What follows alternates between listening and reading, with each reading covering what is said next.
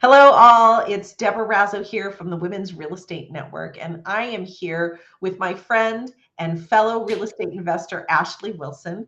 Ashley, I met at a different conference, another conference for women. Yay, women go in real estate. And I know a little bit about your background in real estate investing, Ashley. But why don't you share with everybody like how you got into real estate in the first place, and where you are now, and the path along the way. Perfect. Well, first, thank you so much for having me, Deborah. I've been looking forward to this and looking forward to our session coming up in a few weeks. But I got started in real estate as kind of like a side hustle. I had a corporate position, a W-2, and my husband actually brought it to my attention that we could invest in other things outside of the stock market. So he got me hooked onto the Bigger Pockets community and the Bigger Pockets podcast. And we just started consuming as much information as possible over a 2-year period of time. And then we started with a house hack, which is essentially buying or renting a property and having other people rent a part of that property to offset your expenses. And we were hooked. So we started with that single house hack. It turned into short-term rentals, long-term rentals. I started a high-end flipping business with my father and had that business for 8 years. And then in 2018, I transitioned into multifamily, large commercial properties, repositioning of large commercial properties. And that is what I do today. So my overnight success story has been about 14 years in the making, but I am excited to have the life that I have because I have financial freedom. And most importantly, I have time freedom, which is something that I sought my entire life. And real estate was the vehicle that provided it for me. Okay, you said so many things there that I want to like touch on, that I just got to go back a little bit. I'm just going to say, for any newbies listening to this, she first started out talking about education, and she mentioned Bigger Pockets. Bigger Pockets is a great place to get educated when you're starting out, and I think that was an excellent choice for you. But oh my gosh, look at all the different real estate areas you went into: house hacking, short-term rentals, flipping, and now you're in multifamily. What made you, change up things along the way, just out of curiosity? Like, how did that work? I think as your life evolves, your knowledge evolves, your capacity evolves, and your confidence evolves, it takes you down different parts of the journey that may be fitting at the time, but then you outgrow them. So, for example, when I first started investing in real estate, as I mentioned, I had a W-2, but then that transitioned to a point where I no longer had a W-2. So my life changed, my capacity in terms of what I was able to take on changed as well. What I wanted out of life changed. My appetite for risk continues to change. I mean, I don't think any person I've ever met has ever been the same person day in and day out throughout a 14-year stretch. And that's exactly what happened with me. So I am very fluid in trying to figure out what is the best strategy to achieve and maintain time freedom, financial freedom, and create generational wealth. And I'm just open to different experiences to get me to where my ultimate goal is. Right. So I have something that I want to capitalize on that you just said at the beginning of that, and you were talking about your confidence changing. Now, in REN, we talk about not only developing our business, but developing our mindset for our business, because those two things grow hand in hand, right? Yes. And in women in particular, I think that women are great shoppers. Right? We know a deal. Like, if we want a pair of shoes, we scout out those shoes. We know when it's going on sale. We know when it's a good price. But when it comes to large ticket items, i.e. a multifamily, house, the confidence is like, oh, whoa, right? And I feel like for women in particular, that confidence does have to grow, you know. And we're this talk that you're giving on, by the way, take note, April 19th at 5 p.m. Pacific Standard Time, is about women investors. And you have declared why women investors are great investors, why they're great real estate investors. What do you think that has to do with? I think women are, well, first of all, it's not even me just thinking that women are great investors. Women have been proven time and time again through multiple research that women make the best investing overall compared to men decisions. And this should Yay! not be a surprise, but as you just pointed out, women are really good shoppers. And when you unpack that, what that really means is women are really good at analyzing different components to a deal to make informed decisions. Women make decisions based off of feeling that they have all of the information possible to make an informed decision, whereas men tend to go more off of their gut, not necessarily after understanding all pieces to the puzzle. So women have been proven over different they've replicated this study in different generations, and the data is consistently that women are outperforming men when it comes to investing decisions. With respect to confidence, the confidence factor is completely different. And I think that is ultimately based on historical primed, just what's the word I'm looking for? Social norms. So, for example, if we look at the history of women's role in the workplace and with controlling of family finances, it's not a really pretty story to tell, but it explains where we're at today. So if you look back historically, women were not considered even an option for being the breadwinners. It always defaulted to the man. The woman always defaulted to being the homemaker and taking care of the children and raising the family. And then eventually, when women were encouraged to go into uh, the work space and get employment, that was during a very kind of a difficult time in our history with respect to World War I and World War II, and needing essentially, human power to keep things running. So women were encouraged to go into the work field, but ultimately only in limited capacity. So once we go a little bit further in her history, we learn that women then were encouraged to go into different fields. And finally, where we're at today is women are encouraged to go into STEM. And STEM to me is the foundation, if you want to use puns in real estate, really STEM is the foundation for building confidence, for making informed investing decisions and taking action, to your point. So I like to parallel it to, if mathematics is the foundations, accounting and economics are the walls to the house, investing is the roof. So you really can't build a roof unless you have a sturdy structure underneath it, supported by a solid foundation. Wow. Okay, so I'm asking these simple questions, and you've just given such a comprehensive answer to that. Thank you so much. I can't wait to hear more about what you're speaking about.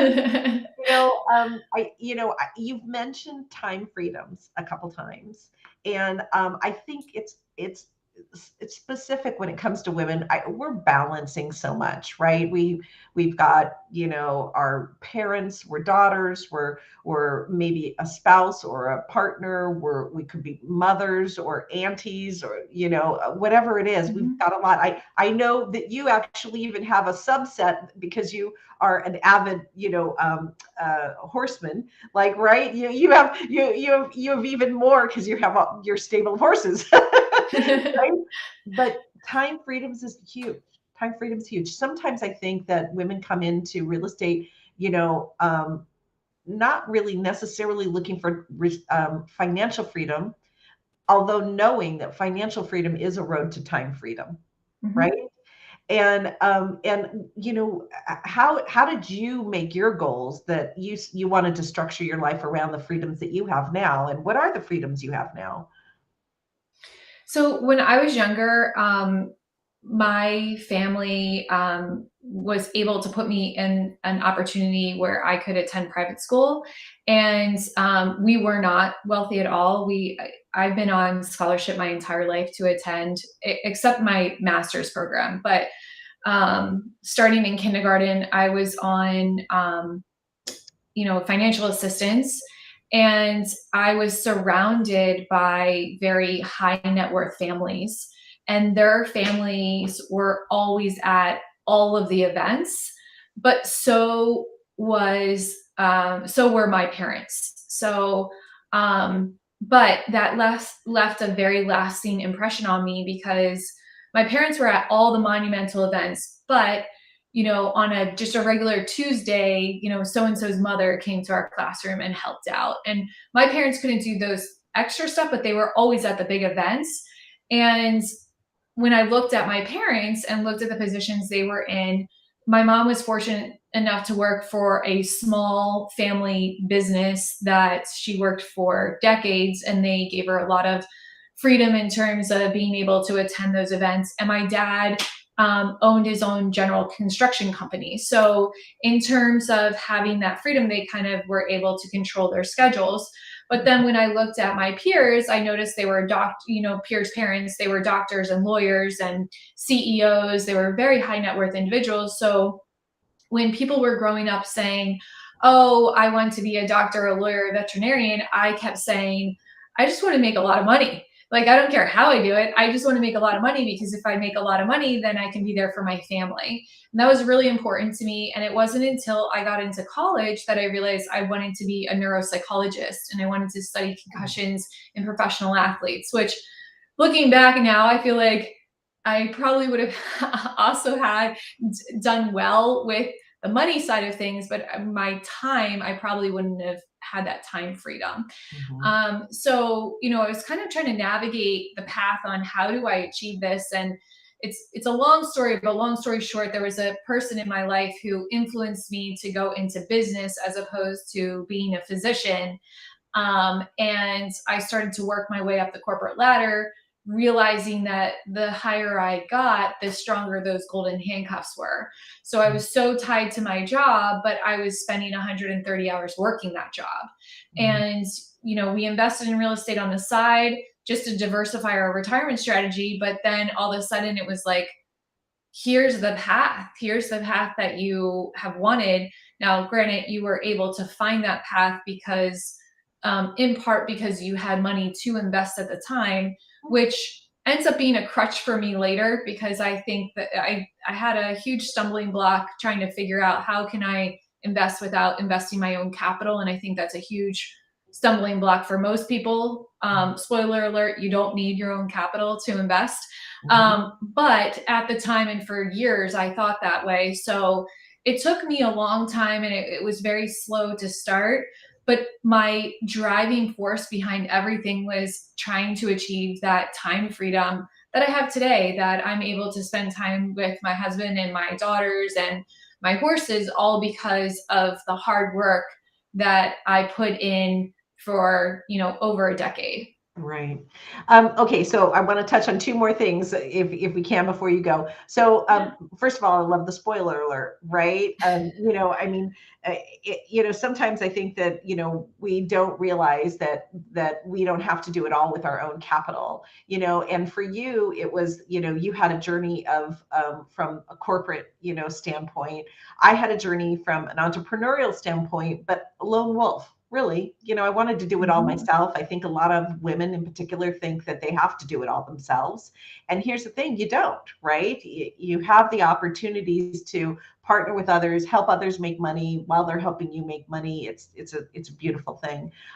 The other thing you talked about is like your roadmap. And I know that you're going to be talking about this at our event on the 19th, getting started roadmap. So give us a glimpse of what it is that you're going to be helping us to understand there. So what I'm going to do is I'm going to break down all of the roadblocks. So I hinted at one in terms of needing your own capital, but what I'm going to do is really put a spotlight on all of the different roadblocks that people have and how you can get around them. And in order to start your journey, part of it is knowing yourself and knowing what are the challenges that you have deep rooted inside of you. It could be because of your upbringing, it could be because of the circle that you're hanging around with currently, it could be your spouse. I mean, there's a lot of different influences on your life that shape the potential that you have, but understanding what those challenges are allow you to, first of all, digest them, but second of all, overcome them. And I think that's a huge part of the journey that you have to do. And it's the first step in terms of propelling your career forward.